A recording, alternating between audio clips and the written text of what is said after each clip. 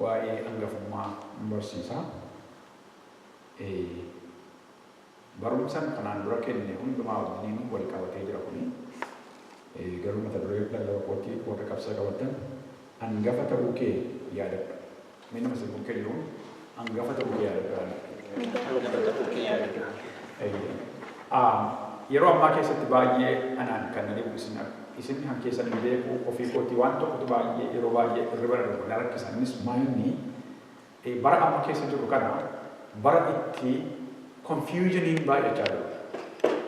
Warra biyya lafaatti utuu hin taane warruma kiristiyaanota ta'an warruma waa'ee waaqayyoo beekna jedhan warruma waa'ee waaqayyoo lallaban warruma waa'ee waaqayyoo barsiisan warruma abidda buusanii waa'ee waaqayyoo himanii kadhatan gidduutti yeroo confusioniin dhalatu argina. Namoonni warri kaanii qodaa namaa fudhatanii yaa waaqayyo qodaa kana eebbisi gaafatan jedhanii argina.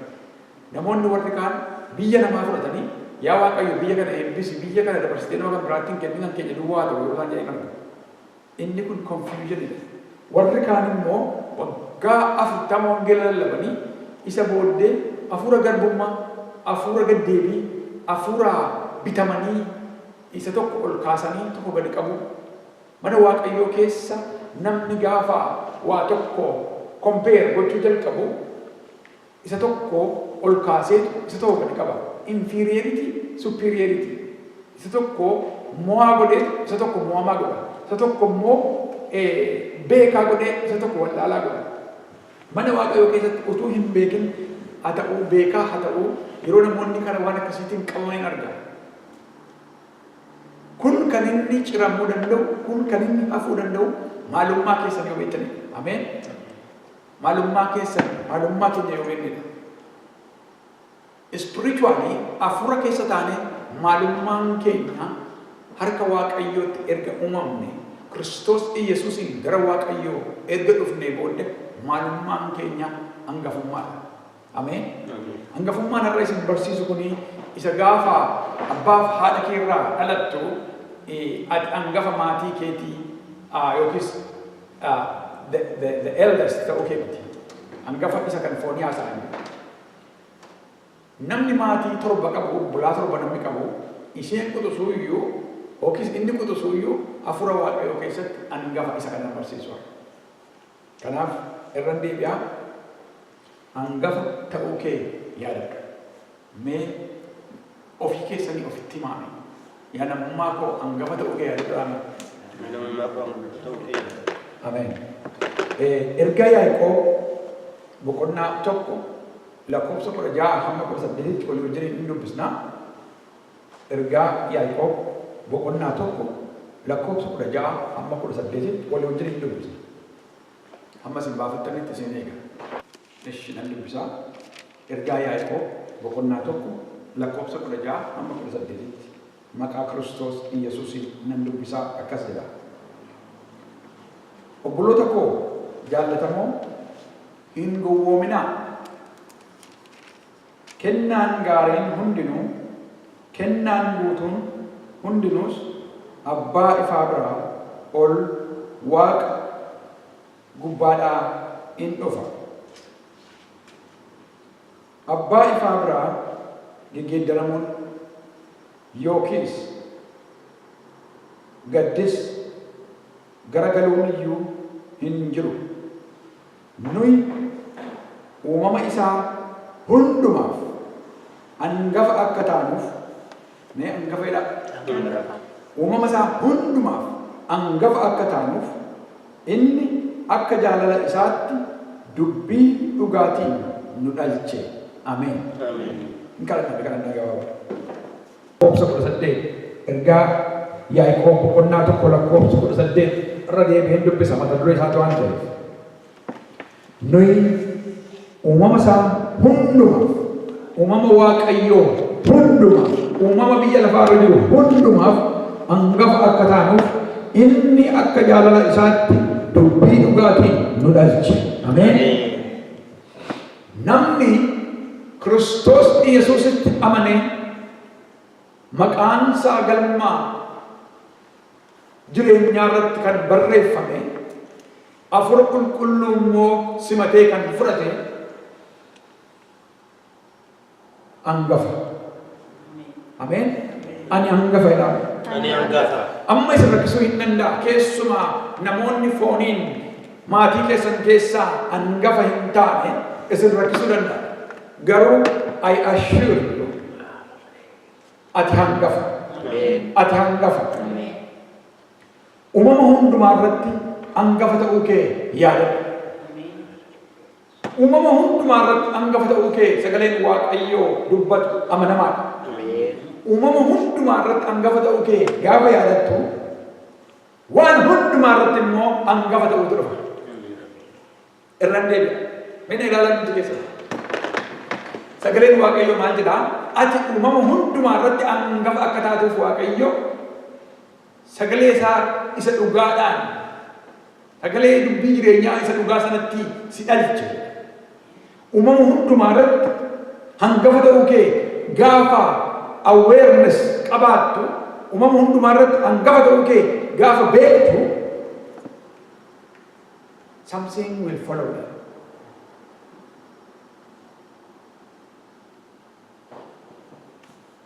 Let's put it this way.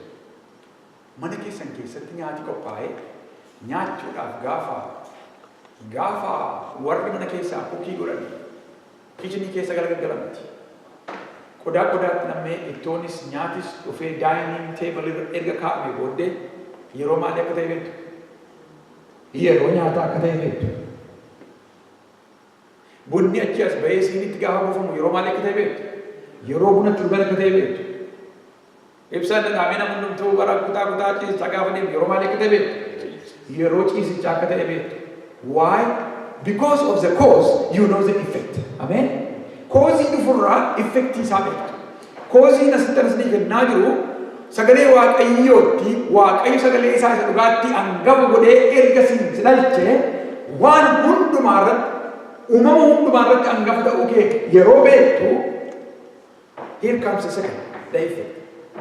Wanta hundumaa irratti Angafa ta'uu keetu si gala. See the difference? Inni asila jedhu uumama hundumaa irratti Angafa ta'uu.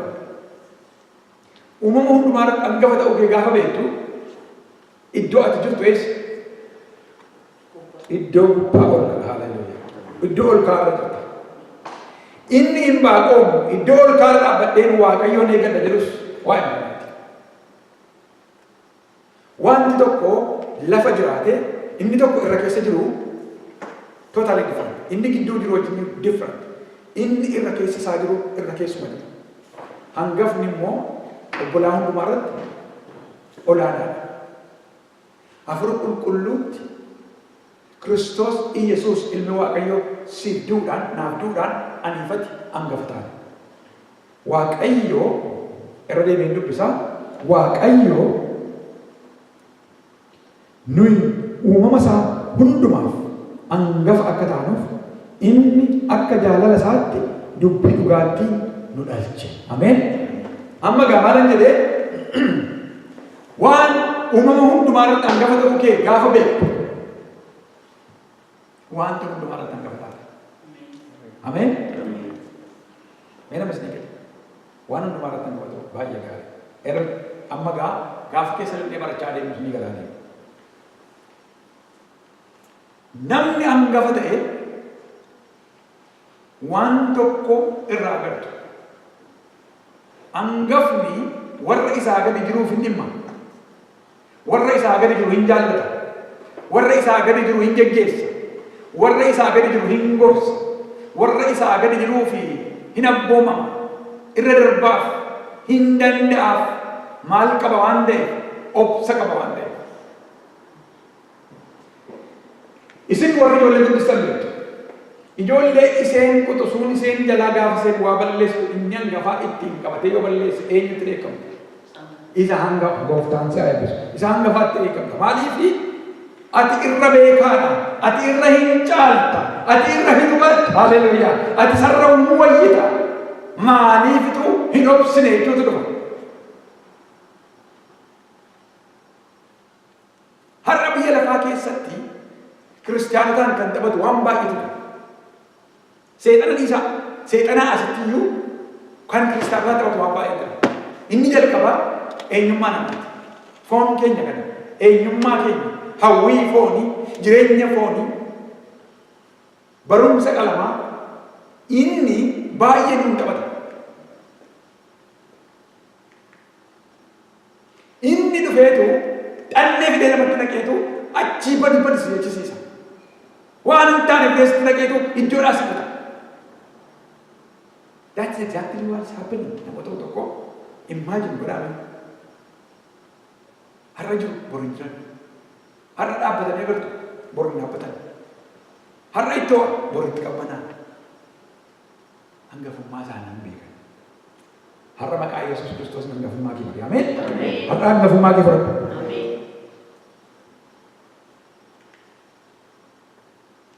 Kanaaf egaa hangafni obsaan danda'eetu obbolaasaa isaa gadi guddisa. Unfortunately namoonni tokko abbaa fi haadha warri hin qabaanne abbaa fi haadha malee guddatan jiru. Abbaa fi haadha eenyu ta'aa beektu ijoollee sana hangafa. Hangafa keessa immoo obsatu jira. Iddoo abbaa fi haadhaa bu'ee waan ta'eef hammuma isaa irra caalu jechuudha. Walumaa gala isaan hangafarra wanti caalu obbolaasaa keessa hin jiru. Why? Angafa waan ta'eef. Wanti hundumtuu isaa gadi jira. Hangafa ta'uu kee beeknaan everything you count biyya lafaa kanarraa kan jiru si gadi jira. Ameen. Obsaan danda'u isa Waaqa si argachiise harkaan gaachuu fida. Obsaan danda'uun kakuu Waaqayyoo bira akkati geessu yeroo isaa saffisa. Namni obsa dhabuudhaan kan ga'e kakuu Waaqayyoo utuu argi biyya lafaa kanarraa godaanu baay'eetu. Waaqayyo hubannaa isa dhufa. Kanaaf egaa number 1 hangafa obsaadha. Kana akkas namatti ni barbaada. Obsaan danda'e kan jedhu tokko sitti barbaada. Wanta sitti dhufu hangafummaa kee beeknaan obsaan dandeessa. Obsaan danda'e. Mee obsaan danda'e nama bukkee jiru? Obsaan danda'e. Obsa yoo qabaattee obsaan dandeesse isa Waaqayyo biraa eeggattu bira geessa. Obsa yoo qabaattee obsaan yoo dandeesse Waaqayyo sitti dubbata. Obsa yoo qabaattee obsaan yoo dandeesse wanta Waaqayyo wangeela kana irratti barreesse eebba wangeela kana irra jiru biraa tokkoyyuu sitti hin hir'atu. Jaalalli Waaqayyo raawwate isa ati barbaadde harkaan gaawwachuudhaaf atis jaalala Waaqayyoo raawwachuu danda'u qabda. Waaqayyo jaalala koo naa raawwadhu jettee kadhachuun waan gatii hin qabu. Yeroo baay'ee maal goona yaa Waaqayyo kana fedheera kun jaalala kee naaf ta'u. Kun akkan akkas ta'uu barbaada jaalala kee naaf ta'u. Ishi Waaqayyo jaalala kee akka inni siif godhu barbaadda. Garuu kiraateeriyaan isaa maalidha? Atis jaalala Waaqayyoo raawwachuu qabda. Jaalala Waaqayyoo raawwachuun immoo salphaadha moo salphaa miti? Salphaa miti. Utuu diina keenya birayyuu hin gahin diina cimaa kan nuti ta'u asitti ignoraansiin keenya, foonni keenya, jireenyi keenya obsa nu kutachiisa. Obsa nu fudhachiisa. Obsaan danda'uun garuu eebba nama hammachiisa galanni Waaqayyoo fayyada. Ibroota boqonnaa 10 lakkoofsa 35 walitti qabee dubbisuun barbaada. Gara warra Ibrootaa boqonnaa 10 lakkoofsa 35 akkas jedha nan dubbisa maqaa Yesuusiin. Lakkoofsa 35 ammas amanachuun keessan isa gatii guddaa qabu hin gatinaa. Amanachuun keessan isa gatii guddaa qabu hin gatinaa. Jaalala Waaqayyoo gootanii isa Waaqayyoo abdachiise argachuudhaaf obsaan danda'uun isinirraa barbaachisa. Namni Waaqayyoo irraa waa hin eegne hin jiru. Even warri kiristaanaa ta'an maaliif beektu namoonni waa'ee Waaqayyoo hin jiru jedhanii gaafa rakkatanii maal Waaqayyo maaliif kan akka godhe? Waaqayyo maaliif akkas godhe? Kanaaf egaa namni jireenya isaa keessatti Waaqayyo irraa waa hin eegne hin jiru. Haa ta'u malee amanannaan keessan hiituu miti. Amanannaa keessan sagatii qabeessa maal godhaa? Hin gatinaa. Lakkoofsa 16 Qabsoo soddomii jaalala Waaqayyoo gootanii isa Waaqayyo abdachiise argachuudhaaf obsaan danda'uun isin hin barbaachisa. The resolution is what we call obsaan danda'uun. Amen. Waaqayyo nu gargaaru. Waan tokko si yaadachiisa. Yeroo nama gorsitan, yeroo namaaf kadhattan, even isarra caalaa yeroo afur qulqulluun namatti dubbatu ilaa Waaqayyo akkasiin jedha gaafa namaa jedhu. Namoonni dhufanii yookiis maalii jedhu anoo kana hin danda'u. Takkaa keessanii beektanii kun attamitti danda'ama. Yoo dhuma immoo bifa kanaan ta'uu baate egaa Waaqayyo naa dandeessisu mataan isaa hin danda'udha. Miti? Hin jennaan nuti keenya. Egaa meeshaa jedhu egaa Waaqayyo naa dandeessisu. Isin negative maachaa jirraa? Kun hin danda'amu maachaa jirra. Hin danda'amu hin jedhin hin danda'ama. Ameen. Hin danda'ama.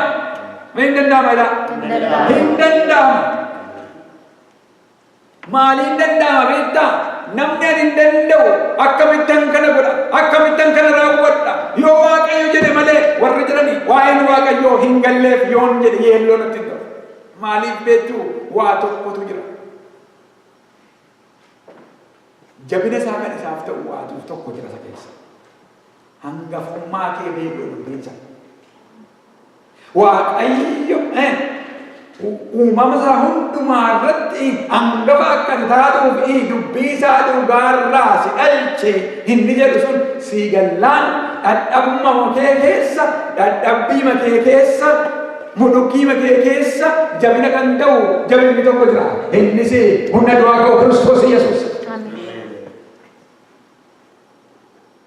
Maal akkamitti danda'ama? Eeyyee siif hin danda'amu Waaqayyoo hin danda'amu. Eeyyee humna keetiin hin danda'amu. Humna du'aa ka'u Kiristoos Yesuusiin garuu wanti hundumtuuyyuu hin danda'ama. Inni immoo eessa jira? Na keessa jira. Si keessa jira obboleessa obboleettii.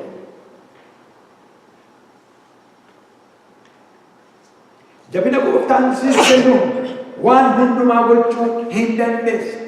Irra deebi'a. Jabina gooftaan siif kennuun waan hundumaa gochuu hin dandeessu. Meeshaalee duukaa dhagara. Jabina gooftaan naaf kennuun waan hundumaa gochuu nan danda'a. Dubbiin isaa dubbii kee miti. Waa'een isaa waa'ee kee miti. Waa'een isaa waa'ee safara beekumsa keetii miti. Waa'een isaa waa'ee safara abshaalummaa keetii miti. Safara beekumsa keetii miti. Safara qabeenyaa kee miti. Safara eeggannaa qabaachuu keetii miti. Safara Waaqayyooti. Inni immoo inni si keessa jiru isa biyya lafaarra jiru hin caala inni jedhu sagaleen Waaqayyoo amanamaadha. Galanni Waaqayyoo fayyadamu. Gara warra Filiphisiyoos boqonnaa 4 yoo baafattanii lakkoofsa 13 ni wajjin dubbisuun barbaada.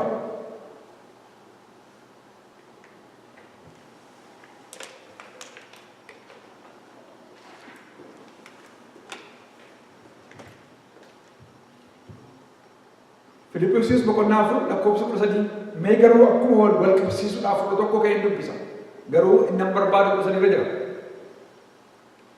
Kana jechuun koo Phaawulos jedha. Kana jechuun koo waa dhabee komachuu koo miti. Ani akka kamittiyyuu of danda'ee jiraachuu bareera. Ani jireenya gad deebi'aa jiraachuu beeka. Waan barbaachisu gararraatti qabaachuuttis beeka. Ani waan hundumaatti akka kamittis quufattis beelattis irraa hafaa qabaachuuttis dhabuuttis nan beeka. Waan hunduma isaa argeera. Waan hunduma isaa nan beeka. Isa ol kaas sagal bu'aas qabeenyas dhabuus quufattis beelattis argachuuttis dhabuuttis natti irrachuuttis irraa hafaattis waan hundumaatti experiment godhee hunduma isaa argeera dhawaara Phaawulos. Lakkoofsa 13 garuu jabina gooftaan anaaf kennu waan hundumaa gochuu nan danda'a. Irra deebi'a. Jabina gooftaan anaaf kennu waan hundumaa gochuu nan danda'a. Waaqayyo nu gargaara. jabina gooftaan siif kennuun buleessa koo politiikoo waan hundumaa gochuu hin dandeessa. Meerree maaliifanii gooniree? The answer is obsa sitti irratti. Obsa dhabuutu sitti baay'ate. Obsaan danda'uu dadhabde. Obsa dhabuun nama balleessa. Obsa dhabuun eebba Waaqayyoo irraa nama hambisa duwwaa miti. Faallaasaa obsa dhabuun du'a iyyuu hin fida. Isa harkaa qabdu iyyuu dhabuu fida. Obsa dhabuun Waaqayyoon hin gammachiisu, Waaqayyoon hin gaddisiisa malee. Obsa dhabuun kakuu Waaqayyoo sana siif kaa'e akka inni irraa wanni gochuu fida. Jirtu laataas keessaa namni Waaqayyoo itti dubbate, namni Waaqayyoo yeroo siif kenne, yeroo akkasitti akkas taata, iddoo akkasiitti nan si ga'a, kanan siif godha, kanaafan si barbaade, shuumata kanaafan si barbaade, iddoo akkasiittis ga'uudhaafan si waame, kanaafan si akeekee jira. Siin jedhee eeddanii kan dhabdan misraachoo har'a qulfisaanitti hima. Obsa qabaadhaa, obsaan danda'e. Obsaan danda'e. Obsaan danda'e. Ameen.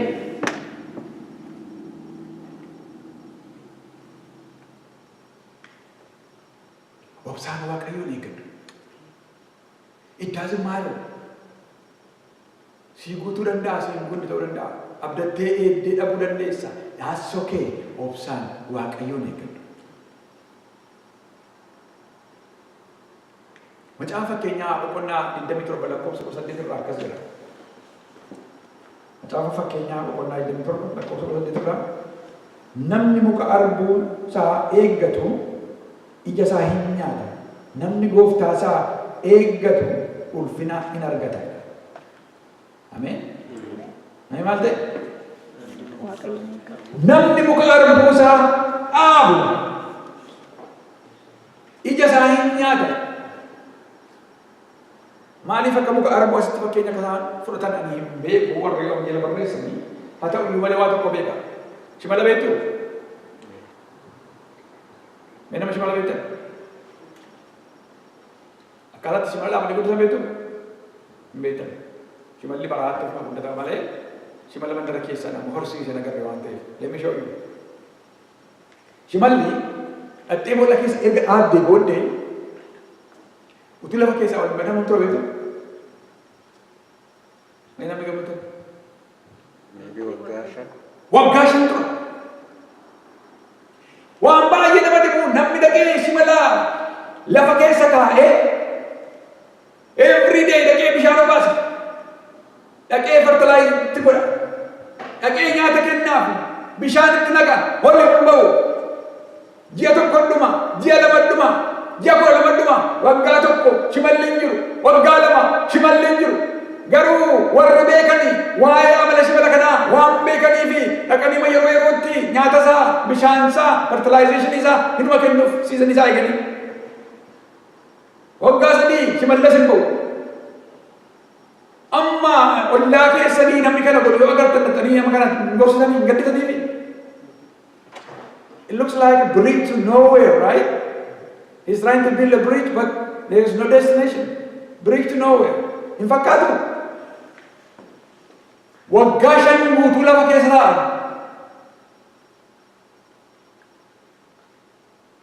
Yeroo baay'ee biyya Chaayinaa keessatti kan isaanii artificially wanta akkasii kan mandara keessatti kan isaan akka mukaatti gargaaraman. Gaafa lafa keessaa ba'e garuu hin saffisa hin dhaabatu. The same case is true spiritually. Balasuun እየጠበቀ ፍሬዋን ይበላል። ሙka arbuu isaa hin dhaabe, muka arbuu isaa hin eeggate. Dhaabuu jechuun kun achi keessa kaa'ame sukkuuti. Kan kunuunse jechuudha.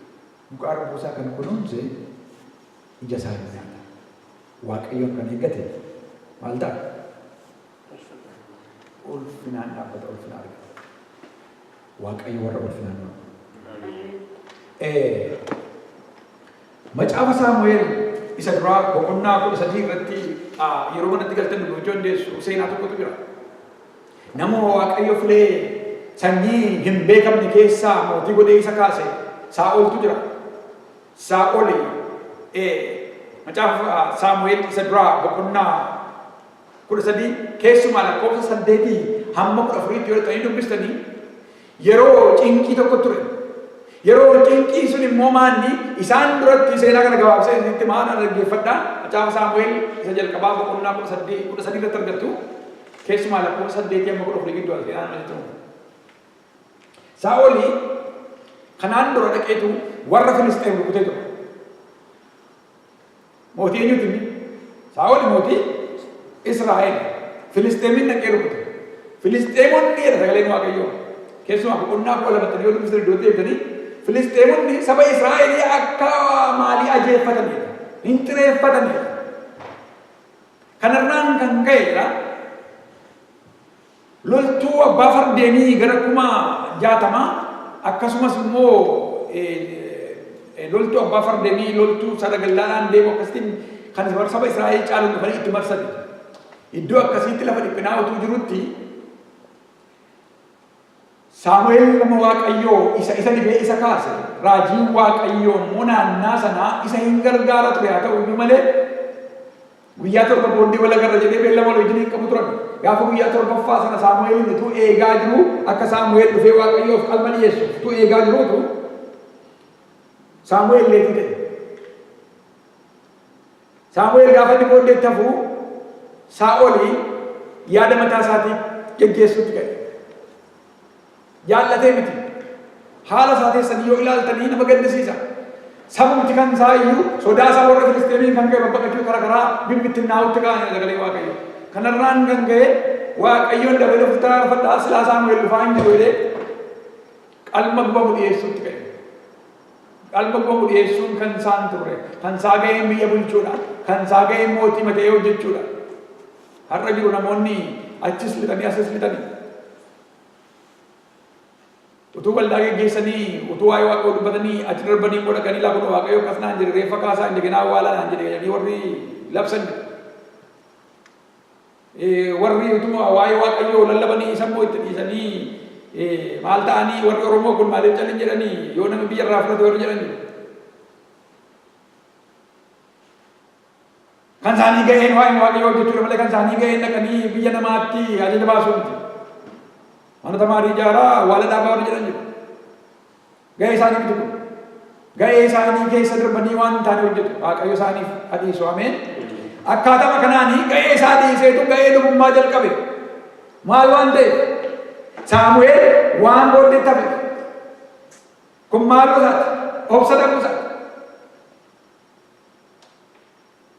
Qalma gubamu Waaqayyoof dhiyeesse. Jirtuu laataa har'a. Waaqayyo isinitti dubbate. Waaqayyo na eegisanii jedhee Waaqayyoon eeguu dadhabdanii laphee keessan kan dhaggeeffatan. Lapheen keessan kan jabaate. Har'a Waaqayyo laphee keessan laaffisu. Har'a Waaqayyo isinitti araaramu. Har'a Waaqayyo fuula isaa gara keessan naannessu. Har'a Waaqayyo hubannaa isiniif baay'isu. Maqaa Kiristoos Yesuusiin.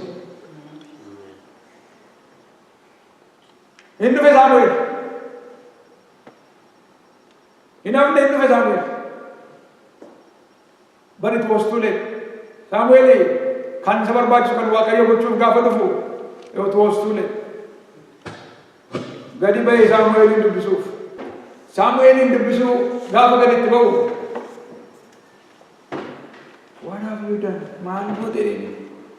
Ati maal gochaa oolte inni? Sabbi kun harkaa bittimmaa'e. Ati mooleetii taate.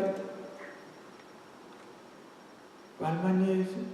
Akka jedheen Saamu'eel. Ati obsitee Waaqayyoon eeggachuu dadhabde. Har'a mootummaan kee sirkaa fudhatame. Waaqayyo kan baa'u. What am I talking here? Namoonni Waaqayyo irraa waa eeggan. Namoonni Waaqayyo biraa waa eeggatan. Keessumaa namoonni Waaqayyo abdii isiniif qabu. Namoonni Waaqayyo isinitti dubbate. Garuu immoo wanti isin qabe kan jiru. Hunduma keessatti haasa'e. Ati Waaqayyoon waan kan beektu qabee kan si rakkisee obsan si fixachiise. Maal obboleessa koo obboleetti koo hubadhu. Obsaan danda'e ayyaana Waaqayyoo argita. Obsaan danda'e ulfinaaf taate. Obsaan danda'e Waaqayyo isa sitti dubbate harkaan gaatta. Obsaan danda'e boojuun keessii deema. Obsaan danda'e waaqayyoon garaa ciibsita. Obsaan danda'e nama akka garaa kootii siin argadhe maqaa sidee waaqayyo maqaa kee dheetu nama akka garaa kootii siin argadhe siin jedha. Obsaan danda'e maal irraa har'a kan si qabe akkati waaqayyoo wajjinii wal naqan. Horii yoo ta'e hangafaati. Horii irratti hangafa. Situ horii bulcha malee horiin sin bulchu. Ameen. Jibba yoo ta'e hangafaati. Jibbisii gadi jira. Jibba irratti mooyi. Aarii yoo ta'e hangafaati. Aarii irratti mooyi. Aariin sii gadi jira. Hirroo ta'e hirroo irratti mooyi. Inni sii gadi jira. Ati sarratti hangafa. Gungummii yoo ta'e ati sarratti mooyi. Ati sarratti hangafa. Kana dhiisee irra darbuu hin danda'u kan jettu xiiqiidha qabda yoo ta'e ati sarratti hangafa. Xiiqiin sirratti mooyi. Ati xiiqii irratti mooyi. Yeroo sana ulfa waaqayyoo argita. Yeroo sana harka waaqayyoo argita. Yeroo sana eebba waaqayyoo argita. Niksin akkas jedhe warri si jibbani si mo'ani hamma ati jibba sana argisiiftutti irra deebi'a.